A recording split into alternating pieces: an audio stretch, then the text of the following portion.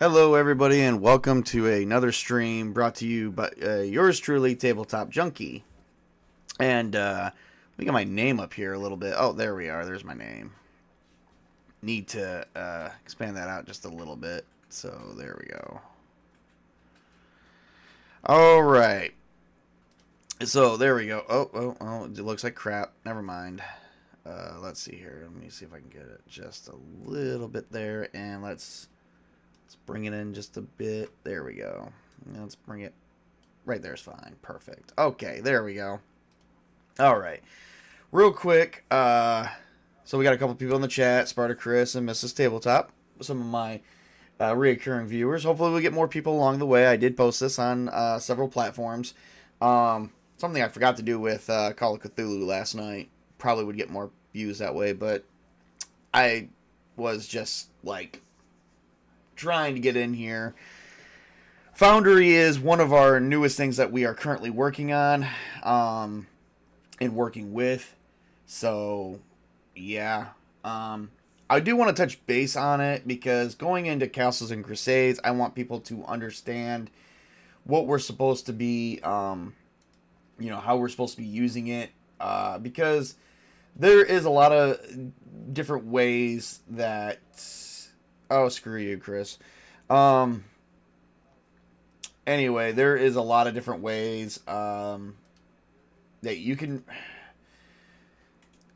There's a lot of different rules, not rule variants. It's kind of hard to explain. Let me take you guys into a little bit of a character sheet. I'm going to use trend because people are sensitive and they feel like they're being singled out.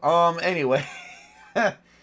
And I don't want none of my players doing that or making that claim either, because that's not really true. I'm trying to get everyone to understand fully how this is supposed to work.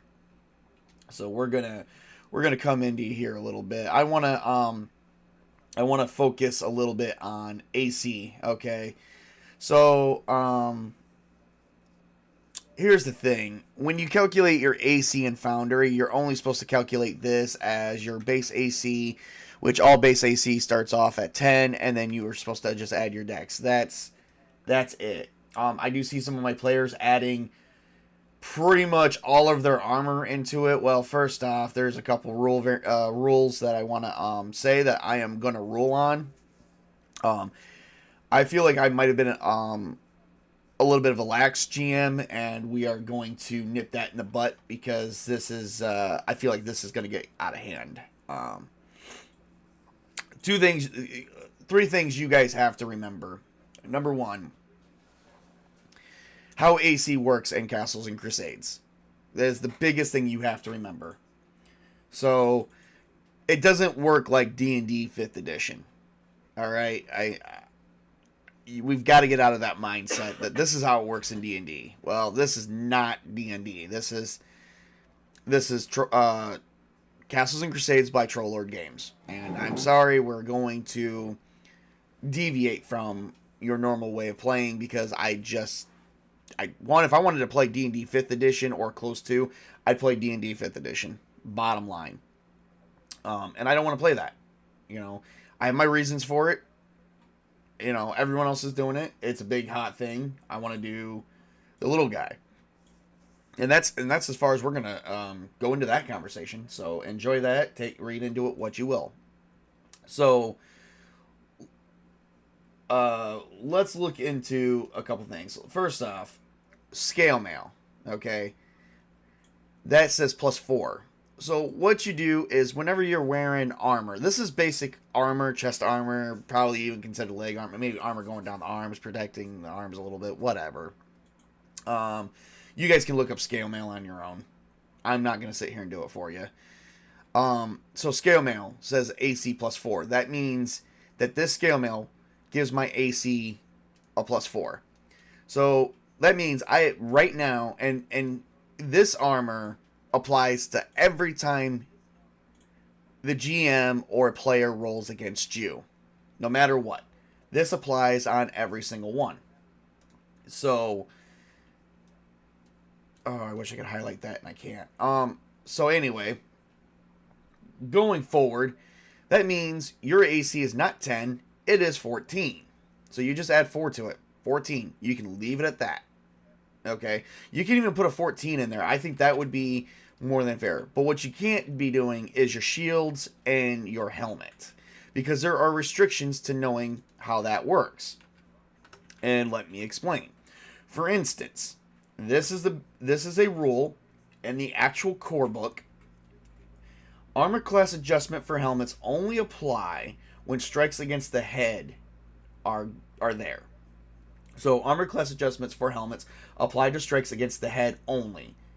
They do not otherwise adjust armor class. For further information, please see helms. So basically, I have a leather coif, which is a helm. Gives me a +1. And probably most other games, that would give you a +4, +1, 5, +5 to your AC. Well, in this game, it does not. If I'm doing a strike against any other body part other than your head, you're only getting the scale mail. Period. Okay. Now, the next question you're probably going to have, which is the third. So, the first thing you got to remember is armor, like body armor, stuff like that, does go against all rolls. Helmets only adjust your AC, so body AC counts for everything. Helmets only count for the head. Alright, so then what about shields? Does shields account for every single time? Answer, no it does not. And I think I've been a little laxed on this, and I'm going to have to buckle down going forward into the next chapter.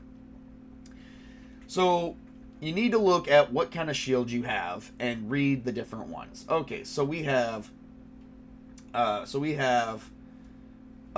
different things. Okay, so if you have a buckler or small steel or wooden shield, you need to read number 1. Number 1 says armor class bonus is applicable only against 1 foe, which means if you're taking on 2, your shield bonus only counts for 1, and then the second person who comes up against you has flanked you and has gained a bonus against you plus an additional bonus, your shield does not apply. Period. So there is a bonus that the GM can give the bad guy, and then your shield bonus does not. So let's say a person comes up against you and attacks your head. What does apply? Your scale mail applies, 4. Your helmet applies, +1. Your shield applies as long as it's only 1 enemy, +2. So that is 6. So that the first attack against you is 16. But if there's a second enemy coming up against you, then it is literally, as long as they're attacking your head, it is 15. If they're not, it is 14. Period. That is what that meant. This is a small steel shield, so I would only, as long as I'm going up against only 1 enemy or less, which you can't really do less than that, then yeah, it would apply, but not in this case. Not in the case of taking on more than 1. Alright, so medium steel and wooden shields. Armor bonus is applicable against 2 foes in a round. And this is all in a round. So, if I had a medium, it'd be 2 foes. And if I had a large, it'd be 3 foes. Now, if I had a Pavis, this is made to be rested on the ground and fired over like a mobile wall. The AC bonus applies to all foes in front of the shield, which means if you're outnumbered, if your whole group is outnumbered and you are outnumbered, the AC bonus could apply to maybe 4, at least I would say 4 as a base, maybe even 3 as a base. But anything more than that, if 6 people are attacking you, you're taking, your Pavis is not going to apply for more than, which is weird because when you come to think of it, someone has a Pavis, but really they haven't really moved around a whole lot. So like I said, we're probably going to have to, and fired over. He does have a weapon with reach. I didn't really take a good look at that, but regardless of which, it is also heavy. Anyway, we're not going to go into that. You can see my videos if you want to get what I'm talking about. So anyway, if you are outnumbered 6-1, 2 of your opponents, you're losing your Pavis. Period. You're losing your +6. And if they're not attacking your head, then you're losing that bonus too. Period.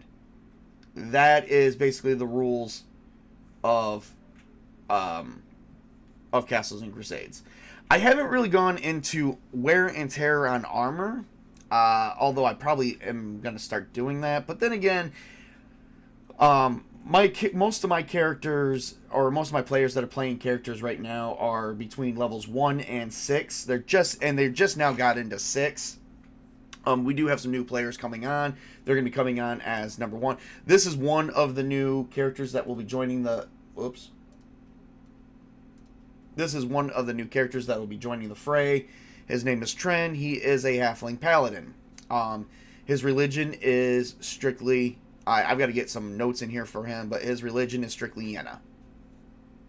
So yay for that. So he is a lawfully good paladin. So anyway, he's going to start out at level 1. The next adventure is going to be about a 5th level adventure. But there's going to be enemies under 5th level. There's going to be enemies over 5th level. It's eventually going to work out. Especially if we start adding in a lot of friggin' EXP. We are getting a lot of new people in. We are getting some new people in. So hopefully we will see how this group works out as it grows.